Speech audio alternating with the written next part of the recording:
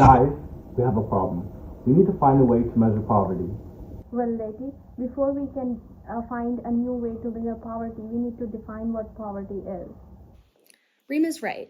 To me, poverty isn't just a lack of money. Poverty is a circumstance where individuals or households lack the resources that they need to meet their basic needs. These basic needs include water, shelter, electricity, education, and healthcare, and many other things that contribute to their quality of life. How would you all define poverty? Yes, that's true. Back in India, in my village, a lot of people, they don't have water, education, food, even shelter to live. And that's basic need that a lot of people are lacking in my village. So I would definitely define the way you did how poverty is and how we define poverty. No, I definitely agree with that, Rima. Because when I first came to America, it was a whole new definition of poverty. Because people over here had microwaves and refrigerators, but the nuance was that every family still was struggling to put food on the table. And yeah, food is a basic need. So we all agree that poverty is a matter of basic need, but how do we quantify that? Yes, I agree with that. Like, how do we quantify it? How does someone draw a line between living in poverty and not living in poverty? Because it is different around the world. Exactly. According to the Stanford Encyclopedia of Philosophy, the capability approach purports that freedom to achieve well-being is a matter of what people are able to do and be, and thus the kind of life they're effectively able to lead.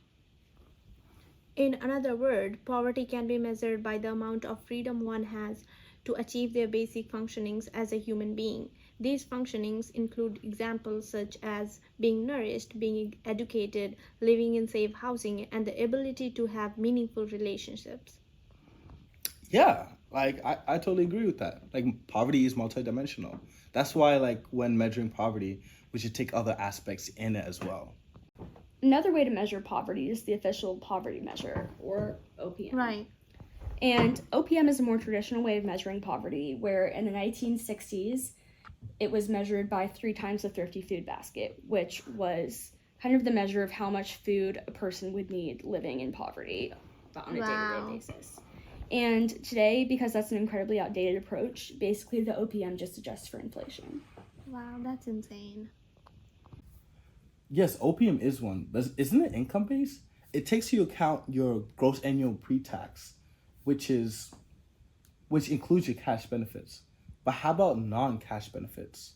It doesn't give us the holistic view of the bigger picture. Great point. Luckily, SPM is the more common way to measure poverty these days, and it does count for non-cash benefits.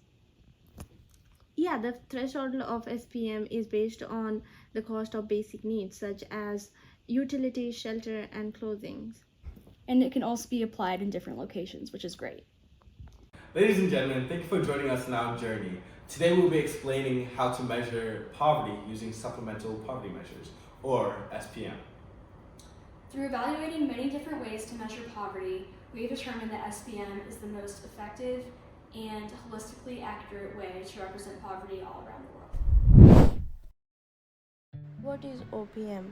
OPM, Official Poverty Measure, which considers gross annual pre-tax income, which includes cash benefits. It does not provide a comprehensive picture of whether people's basic needs are being satisfied. OPM is very outdated and just does not take into account the concerns with poverty in today's society. One illustration is how the system still relies on the outdated belief that households still spend 1/3 of their income on food, which is completely wrong because the number of people in a household varies from family to family. In comparison to the 1950s, when households spent 1/3 of their income on food, families now spend less than 15% of their income on food. Instead, households today spend a bigger portion of their income on housing, childcare, and healthcare. Thresholds grew according to the size of the family and the number of children to take into consideration the higher costs associated with accommodating more people as well as economics of scale. So that's what OPM is. The capabilities approach was first introduced in the 1980s by an Indian economist, Amartya Sen.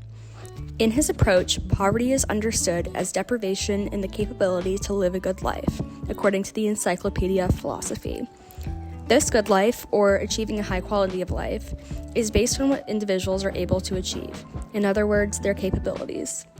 These capabilities allow someone to complete functionings, such as being nourished and having housing, which determine how well a person is living.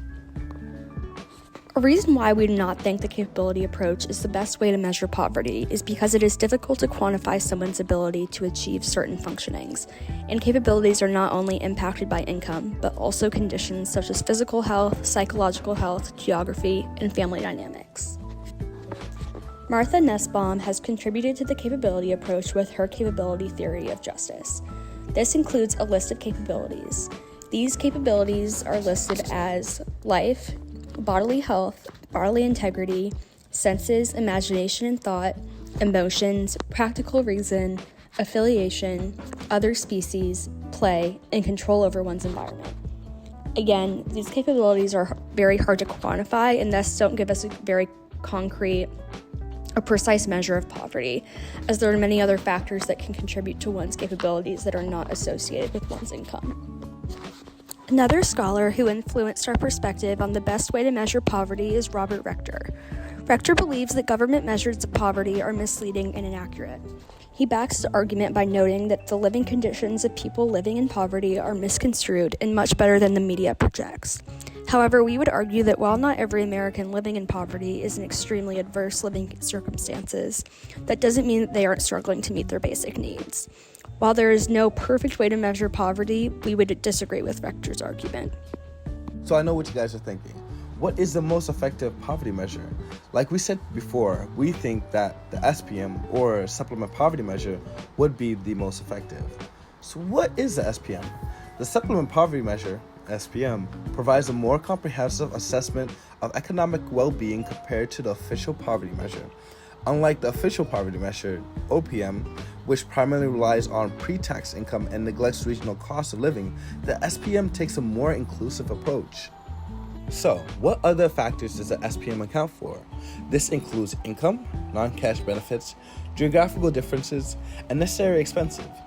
The SPM includes cash income from various sources, such as earnings, Social Security, and supplemental security income. It also considers the value of non-cash benefits, such as food stamps, SNAP, housing subsidies, school lunches, which can help low-income individuals and families meet their basic needs. The SPM adjusts poverty thresholds based on geographical location as well. It recognizes that the cost of living varies across different regions. The SPM subtracts necessary expenses such as taxes, work-related expenses, and out-of-pocket medical costs. Subtracting these necessary expenses gives us a better view if the household is truly in poverty. Thank you for joining us on this fine day to discuss poverty. Why do we do this? That's a great question. Well, we define poverty, and then after that, we define the best way to measure poverty. And for why? Because people matter.